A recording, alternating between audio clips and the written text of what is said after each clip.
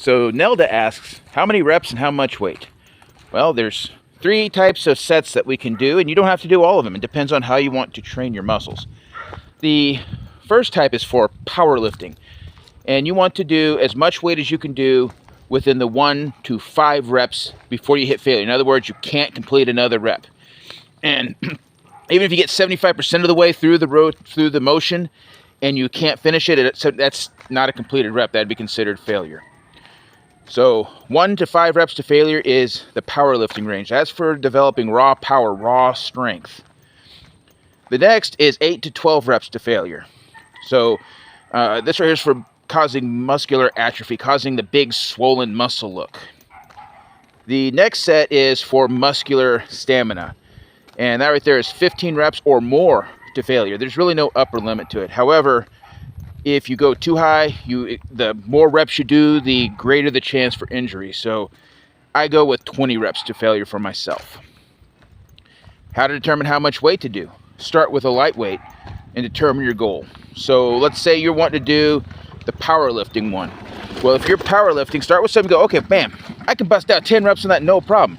You know it's too light for that range. So you go up to something a little bit higher and just slowly increase it.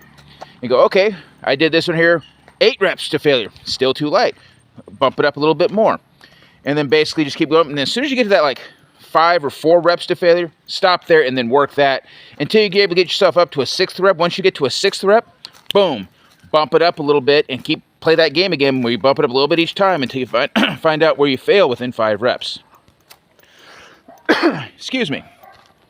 But anyhow, you don't want to sit there and try and find your 1 rep max, because if you try to go, well, I'm just going to go with my 1 rep max, that's how you hurt yourself. You always want to start smaller and see how high you can get by adding little increments at a time.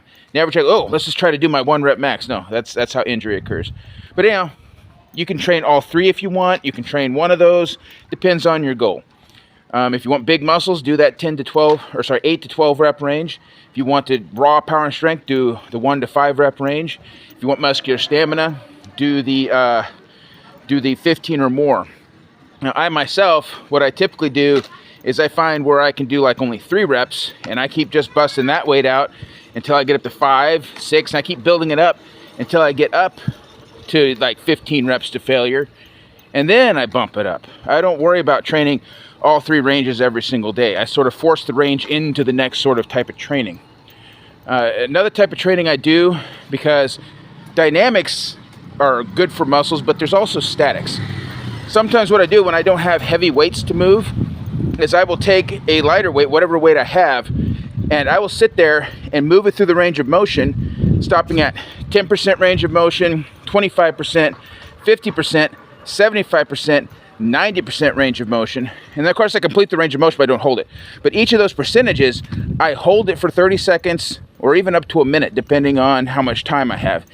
And I'll hold it at each range. So like I said, I'll go to 10%, hold for 30 seconds up to a minute, go to 25%, hold it, 50% and hold, 75% and hold, 90% and hold, complete the rep, go back to 90% and hold, 75, 50, 25, 10, finish the rep.